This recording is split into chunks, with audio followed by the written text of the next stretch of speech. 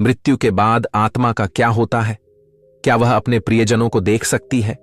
क्या सच में आत्मा 13 दिनों तक इस संसार में रहती है? और यदि हां, तो इन दिनों में वह किन किन अवस्थाओं से गुजरती है? यह एक रहस्य है जिसे समझना हर किसी के लिए जरूरी है।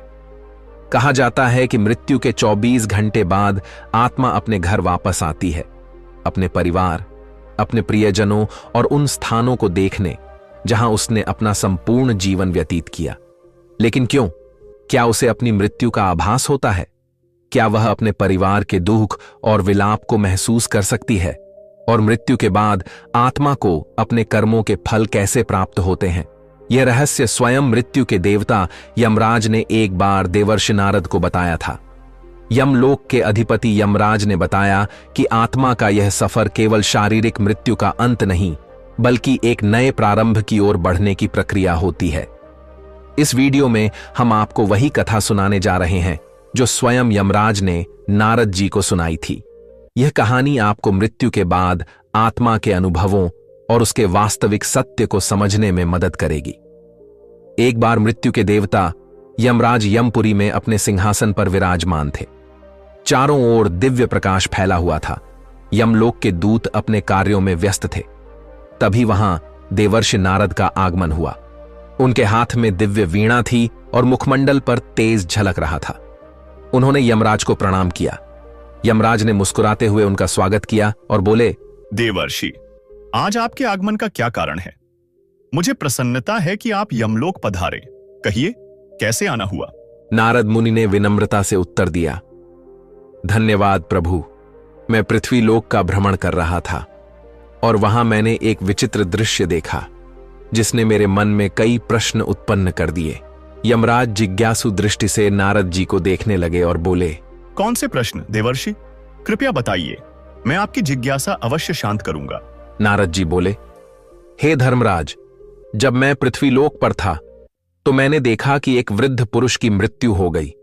उसके परिवारजन और रिश्तेदार शोक में डूबे हुए थे। वे विलाप कर रहे थे और कुछ तो विभिन्न उपाय कर रहे थे ताकि उनकी आत्मा पुनः लौट आए। इस दृश्य को देखकर मेरे मन में गहरे प्रश्न उठे। यमराज ने नारद जी की बातों को ध्यान से सुना। नारद जी आगे बोले, मृत्यु एक अटल सत्य है, लेकिन इसके बाद क्या होता है, यह रहस्य बना हुआ है। मेरे मन में दो मुख्य प्रश्न उत्पन्न हुए हैं। पहला यह कि क्या वास्तव में मृत्यु के 24 घंटे बाद आत्मा अपने घर लौटती है?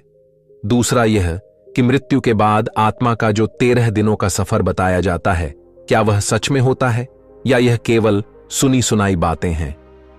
नारद जी की जिज्ञासा अत्यंत महत्वपूर्ण थी।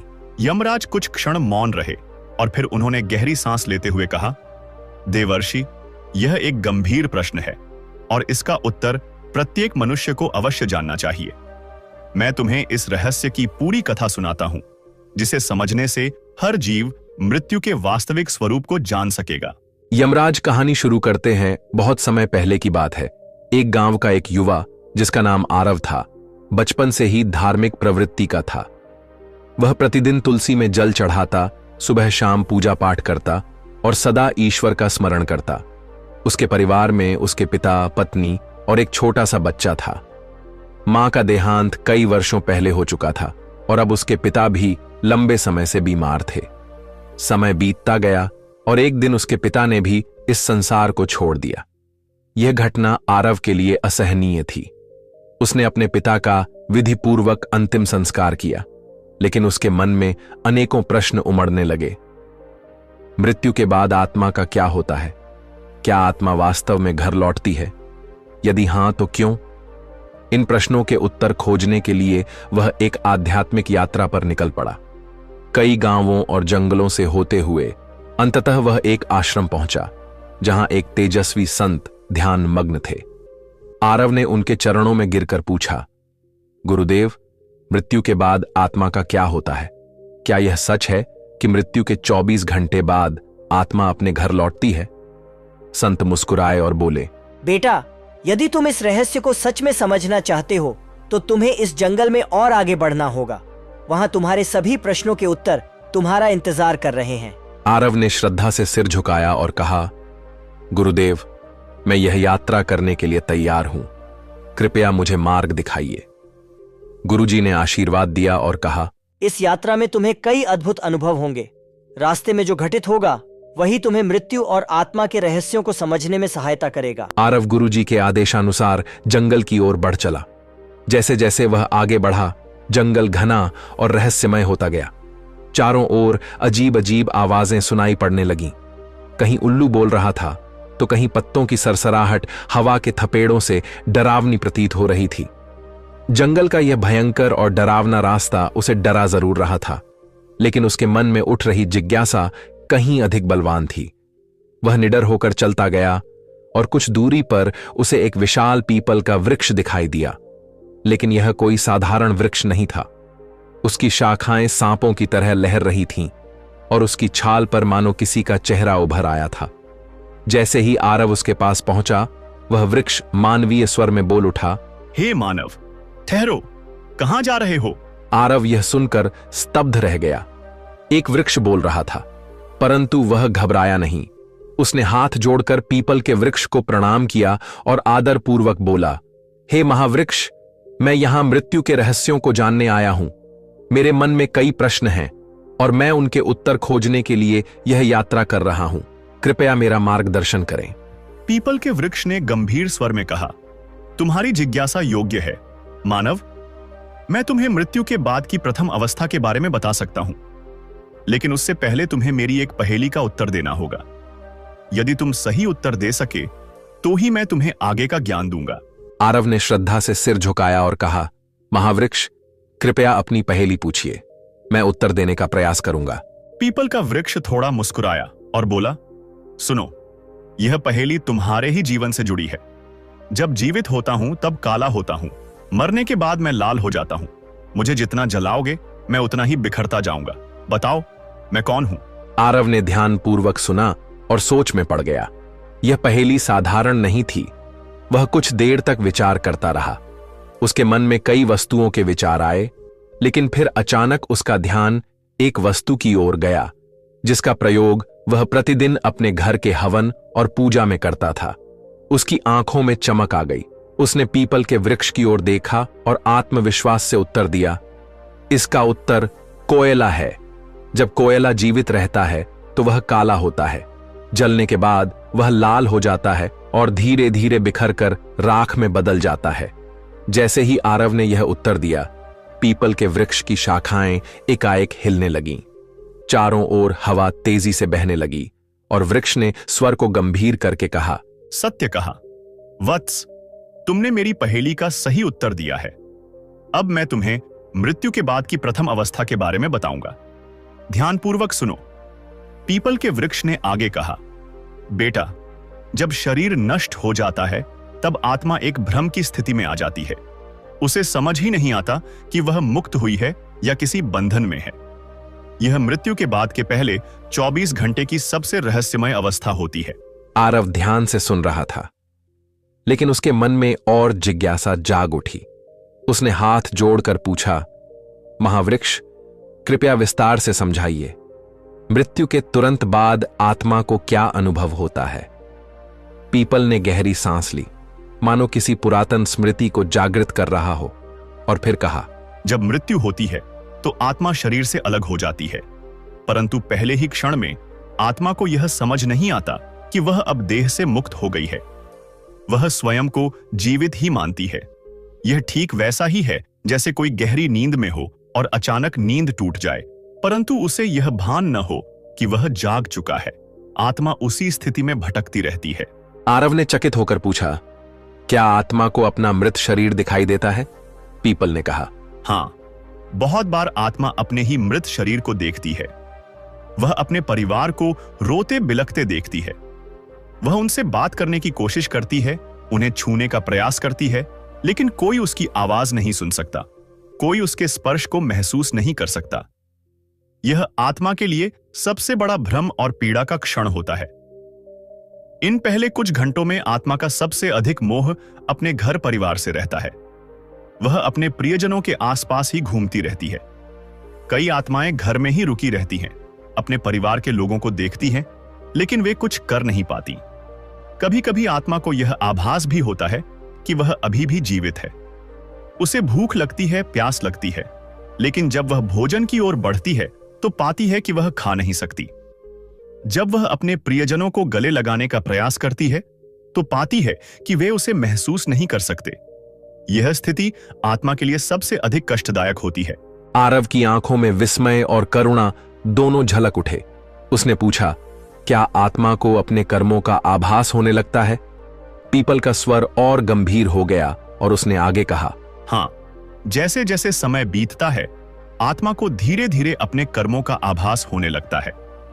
यदि उसके जीवन में अच्छे कर्म थे तो उसे भीतर से शांति अनुभव होती है, लेकिन यदि उसने बुरे कर्म किए थे, किसी का दिल दुखाया था, अधर्म किया था, तो वह पीड़ा से भर उठती है। उसे अपने ही पापों का बोझ महसूस होने लगता है। कई आत्माएं इतनी अशांत होती हैं कि वे घर के भीतर ही अटक जाती हैं, और जब उनका शरीर जलाया जाता है तब भी वे वहीं भटकती रहती हैं। इसलिए शास्त्रों में कहा गया है कि मृत्यु के तुरंत बाद गीता का पाठ करना चाहिए, आत्मा के लिए प्रार्थना करनी चाहिए, ताकि वह अपने मोह को त्याग कर आगे की यात्रा पर बढ़ सके। 24 घंटे के भीतर आत्मा को धीरे धीरे यह समझ आने लगता है कि वह अब इस संसार में नहीं रही, लेकिन तब तक उसका मोह इतना अधिक बढ़ जाता है कि वह अपने घर वापस लौटती है। यही कारण है कि हिंदू धर्म में मृत्यु के अगले दिन घर में विशेष पूजा की जाती है, आत्मा के लिए पिंडदान किया जाता है, ताकि वह शांति से अपनी आगे की यात्रा पर जा सके। पीपल ने अपनी बात समाप्त की और कुछ क्षणों के लिए मौन हो गया। आरव पूरी तरह स्तब्ध था। उसे अब समझ आ रहा था कि मृत्यु केवल एक अंत नहीं, बल्कि एक नई यात्रा की शुरुआत होती है। उसने आदरपूर्वक पीपल को प्रणाम किया और कहा, महावृक्ष, आपने जो ज्ञान दिया वह मेरे लिए अमूल्य है। अब मैं जानना चाहता हूं कि मृत्यु के बाद आत्मा की आगे की यात्रा कैसी होती है। कृपया मुझे आगे का मार्गदर्शन दें। पीपल ने मुस्कुराकर कहा, वत्स, यदि तुम सच में मृत्यु का रहस्य समझना चाहते हो तो तुम्हें और आगे जाना होगा। वहां तुम्हें और भी गूढ़ सत्य ज्ञात होंगे। आरव ने सिर झुकाया और आरव अपनी यात्रा में आगे बढ़ता गया। जंगल गहरा होता जा रहा था। पक्षियों की आवाजें धीरे धीरे कम होती जा रही थीं और चारों ओर एक रहस्यमयी शांति छा गई थी। तभी उसे एक विशाल काले रंग का कौवा दिखाई दिया। यह कौवा आम पक्षियों से कहीं बड़ा और अद्भुत था। उसकी आंखें जलती हुई अंगारों जैसी प्रतीत हो रही थीं और उसके पंखों से एक दिव्य आभा निकल रही थी। आरव कौए के पास गया और हाथ जोड़कर प्रणाम किया। कौआ अपनी भारी और गंभीर आवाज में बोला, वत्स, तुम कौन हो और इस गहरे जंगल में क्या कर रहे हो?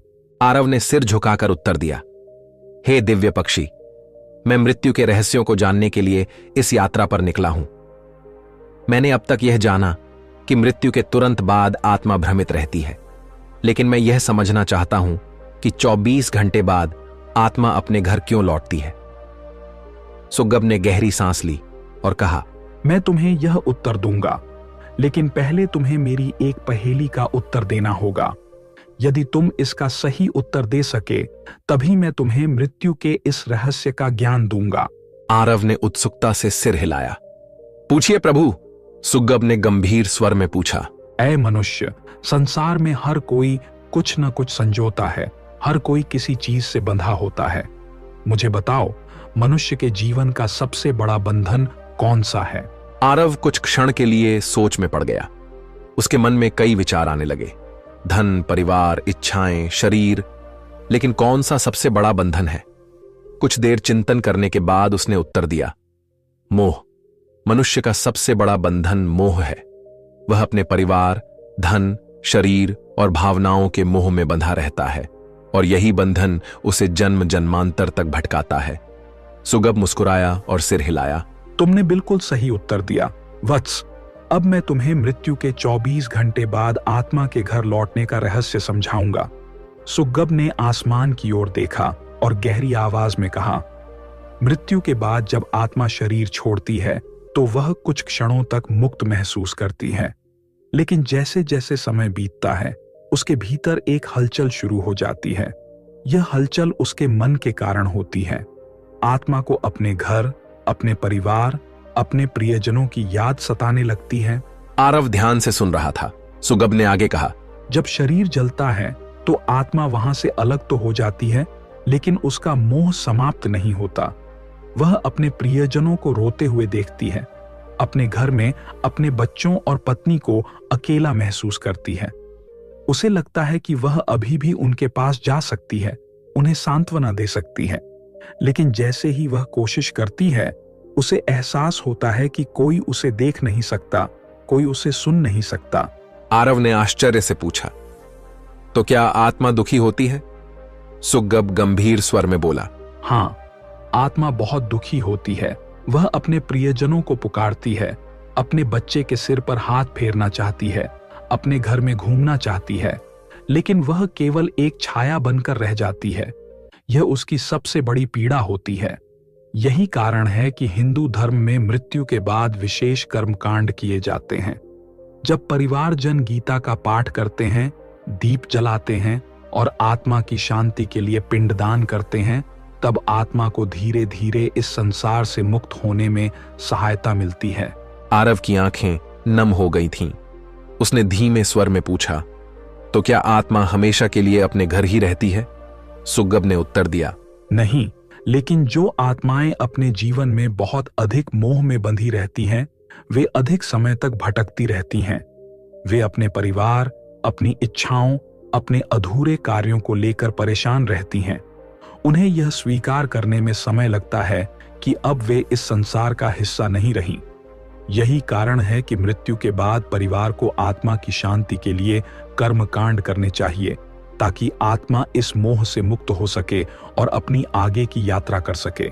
सुग्गब ने आरव को देखा और कहा, अब तुम जान चुके हो कि आत्मा मृत्यु के 24 घंटे बाद अपने घर क्यों लौटती है। यह मोह ही आत्मा को खींचकर वापस ले आता है। लेकिन अब तुम्हें आगे की यात्रा करनी होगी, क्योंकि अभी भी बहुत से रहस्य बाकी हैं। आरव ने सुग्गब के चरणों में सिर झुकाया और कहा, हे दिव्य पक्षी, आपने मुझे अनमोल ज्ञान दिया।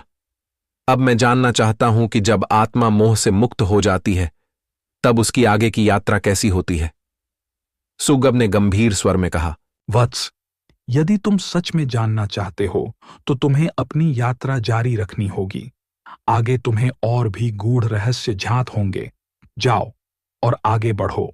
आरव ने सिर झुकाया और आरव अब अपनी यात्रा के तीसरे पड़ाव पर पहुंच चुका था। जंगल का घनत्व थोड़ा कम होने लगा था और वातावरण में एक अलौकिक शांति थी। पक्षियों का मधुर गान, मंद मंद बहती हवा और चारों ओर हरी भरी भूमि। यह स्थान किसी दिव्य लोक का आभास करा रहा था। तभी उसकी दृष्टि सामने खड़ी एक अद्भुत गौ माता पर पड़ी। यह कोई साधारण गाय नहीं थी। इसके शरीर से एक दिव्य प्रकाश निकल रहा था और इसकी आंखों में गहरी करुणा तथा ज्ञान की झलक थी। आरव ने श्रद्धा से झुककर गौ माता को प्रणाम किया। गौ माता ने स्नेह से उसे देखा और कहा, वत्स, मैं जानती हूं कि तुम मृत्यु के रहस्यों को जानने के लिए इस यात्रा पर निकले हो। मैं तुम्हें आगे का ज्ञान दूंगी, लेकिन पहले तुम्हें मेरी एक पहेली का उत्तर देना होगा। आरव ने श्रद्धा से सिर झुकाया और कहा, हे मां, कृपया मुझसे पूछिए। गौ माता ने मधुर किंतु गंभीर स्वर में पूछा।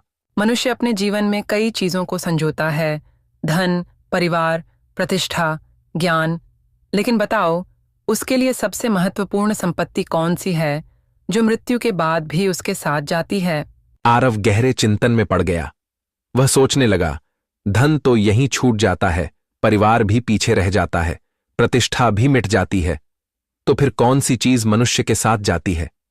कुछ क्षण विचार करने के बाद उसने उत्तर दिया, कर्म। मनुष्य के कर्म ही उसकी सबसे बड़ी संपत्ति होते हैं।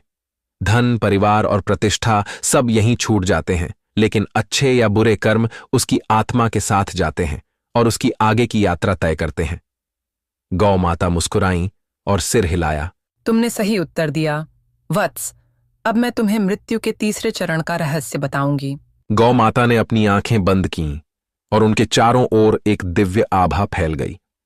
उन्होंने गहरे स्वर में कहना शुरू किया, जब आत्मा मृत्यु के बाद अपने मोह से मुक्त हो जाती है, तब उसका सामना अपने कर्मों से होता है। आत्मा को अपने संपूर्ण जीवन का प्रतिबिंब दिखाई देता है। उसने जो अच्छे कर्म किए होते हैं वे उसे प्रकाश की ओर ले जाते हैं, और जो बुरे कर्म किए होते हैं वे उसे अंधकार की ओर धकेलते हैं। आरव ध्यानपूर्वक सुन रहा था। गौ माता ने आगे कहा, यदि आत्मा ने जीवन भर अच्छे कर्म किए हैं, दान, गौ सेवा, भजन, सत्संग, दूसरों की सेवा, तो वह शीघ्र ही स्वर्ग की ओर बढ़ती है। वहां उसे दिव्य सुख मिलता है, जहां न पीड़ा होती है न दुख। लेकिन यदि उसने पाप किए हैं, अत्याचार, छल, क्रोध, अहंकार, हिंसा, तो उसे यमलोक में जाना पड़ता है, जहां उसके कर्मों के अनुसार उसे दंड भोगना पड़ता है। आरव ने प्रश्न किया, हे माता, क्या मनुष्य अपने कर्मों को बदल सकता है? क्या मृत्यु के बाद उसका भाग्य तय हो जाता है? गौ माता ने गंभीर स्वर में उत्तर दिया, नहीं वत्स, मनुष्य जब तक जीवित है तब तक अपने कर्मों को सुधार सकता है। वह पुण्य कमा सकता है, धर्म के मार्ग पर चल सकता है और अपनी आत्मा को शुद्ध कर सकता है। लेकिन मृत्यु के बाद उसे वही भोगना पड़ता है जो उसने संचित किया है। इसीलिए हिंदू धर्म में गौ सेवा, दान, भजन कीर्तन और सत्संग का बहुत महत्व है। जब मनुष्य गौ माता की सेवा करता है तो वह अपने पापों का नाश करता है। गाय केवल एक पशु नहीं है, यह स्वयं धर्म का प्रतीक है। इसके स्पर्श से ही पाप नष्ट हो जाते हैं और इसके सेवा करने से पुण्य संचित होते हैं। गौ माता ने आगे समझाया, वत्स, जब आत्मा अपने कर्मों का लेखा जोखा देखती है तब उसे पता चलता है कि उसने जीवन में क्या अर्जित किया। जो पवित्र आत्माएं होती हैं वे आनंद से आगे बढ़ती हैं, लेकिन जो पापी आत्माएं होती हैं वे भय से कांपती हैं। वे सोचती हैं कि यदि उन्हें दूसरा जन्म मिले तो वे अपने जीवन को सुधार लेंगी, लेकिन तब तक बहुत देर हो चुकी होती है। आरव की आंखों में चिंता झलकने लगी। उसने श्रद्धा से कहा, हे गौ माता, आपने मुझे एक बहुत बड़ा ज्ञान दिया है। अब मैं अपने कर्मों पर और ध्यान दूंगा, ताकि जब मेरी मृत्यु हो तो मुझे यमलोक में न जाना पड़े। गौ माता ने आशीर्वाद दिया और कहा, वत्स, तुम्हारी यात्रा अभी समाप्त नहीं हुई है। आगे तुम्हें और भी रहस्य जानने हैं। जाओ और अपनी यात्रा जारी रखो। आरव ने गौ माता के चरणों में सिर झुकाया और पुनः अपनी यात्रा के अगले चरण की ओर बढ़ चला। आरव की यात्रा अब अपने अंतिम पड़ाव की ओर बढ़ रही थी। वह चलते चलते एक विशाल नदी के किनारे आ पहुंचा। यह कोई साधारण नदी नहीं थी। इसका जल कहीं शीतल और निर्मल दिख रहा था तो कहीं रक्त और अग्नि की लपटों से भरा हुआ प्रतीत हो रहा था। नदी के किनारे एक दिव्य देवी प्रकट हुईं।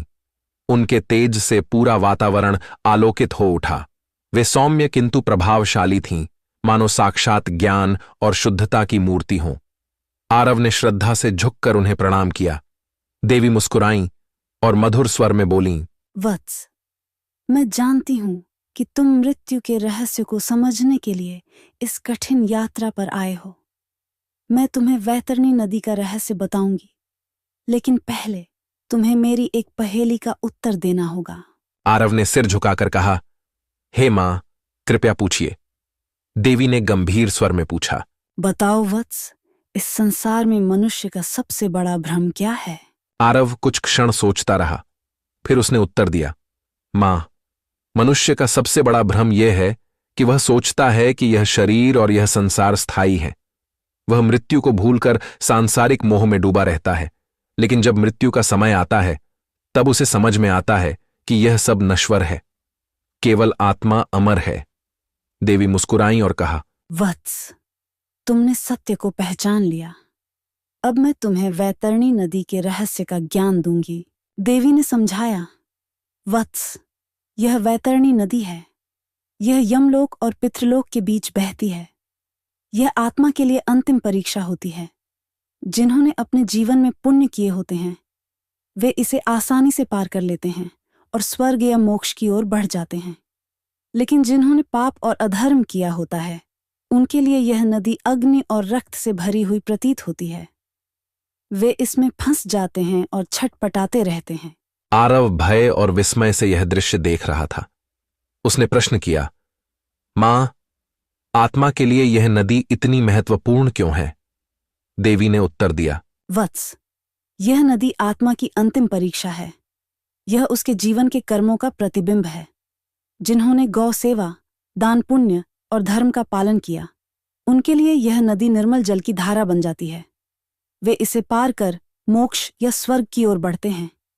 लेकिन जिन्होंने अधर्म, पाप और अन्याय किया, उनके लिए यह नदी एक भयंकर यातना का स्थान बन जाती है। वे इसमें फंस जाते हैं और तब तक कष्ट भोगते हैं जब तक उनके पापों का नाश नहीं हो जाता। आरव यह सुनकर गंभीर हो गया।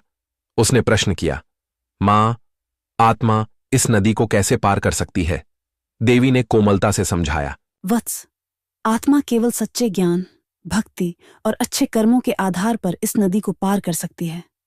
जीवन में गौ सेवा, दान, धर्म कर्म, सत्य आचरण और भक्ति करने वाले सहज ही इसे पार कर जाते हैं।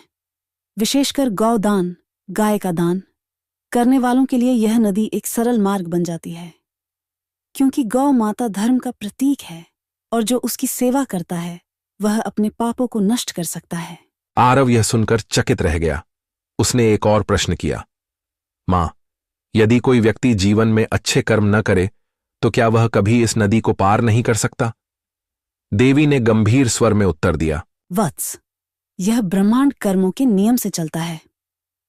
यदि आत्मा वैतरणी को पार कर ले तो वह स्वर्ग की ओर बढ़ती है, यदि नहीं तो उसे यमलोक में न्याय के लिए भेजा जाता है, जहां उसके कर्मों का हिसाब होता है। जो आत्माएं इसे पार नहीं कर पाती वे भटकती रहती हैं। वे पुनर्जन्म के चक्र में फंस जाती हैं और कई जन्मों तक कष्ट सहती हैं। आरव की आंखें खुल चुकी थीं। उसने देवी को प्रणाम किया और कहा, हे मां, आपने मुझे सत्य का ज्ञान दिया। अब मैं अपने जीवन को और भी पवित्र बनाऊंगा ताकि मेरी आत्मा मृत्यु के बाद सही मार्ग पर चल सके। देवी ने आशीर्वाद दिया और कहा, वत्स, अब तुम्हारी यात्रा पूरी हुई। जाओ और इस ज्ञान को संसार तक पहुंचाओ ताकि लोग मृत्यु से पहले जीवन को समझ सकें। आरव ने पुनः प्रणाम किया और उस दिव्य ज्ञान को हृदय में समेटकर लौट पड़ा।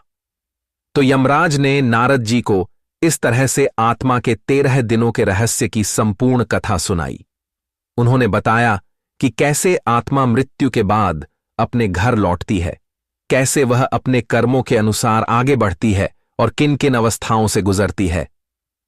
यमराज के वचन सुनकर नारद जी के सभी संदेह दूर हो गए। नारद जी ने हाथ जोड़कर कहा, प्रभु, आपकी यह दिव्य कथा सुनकर मेरे सभी प्रश्नों के उत्तर मिल गए हैं। अब मुझे स्पष्ट हो गया कि मृत्यु के बाद आत्मा किस प्रकार अपनी यात्रा पूरी करती है। मैं इस सत्य का प्रचार प्रसार करूंगा ताकि अधिक से अधिक लोग इस गूढ़ ज्ञान को समझ सकें और धर्म के मार्ग पर चल सकें। यमराज ने नारद जी को आशीर्वाद दिया और कहा, देवर्षि, यदि मनुष्य इस सत्य को समझकर जीवन व्यतीत करें तो वे मोह माया से मुक्त हो सकते हैं और सही मार्ग का अनुसरण कर सकते हैं। जाओ, इस ज्ञान को फैलाओ। दोस्तों, अगर आपको यह वीडियो ज्ञानवर्धक लगा हो तो इसे लाइक जरूर करें। इस ज्ञान को अधिक से अधिक लोगों तक पहुंचाने के लिए शेयर करें और ऐसे ही अद्भुत आध्यात्मिक और रहस्यमयी ज्ञान से भरी कहानियां सुनने के लिए चैनल को सब्सक्राइब जरूर करें। घंटी, नोटिफिकेशन बेल दबाना न भूलें ताकि हमारी हर नई वीडियो आप तक सबसे पहले पहुंचे। धन्यवाद।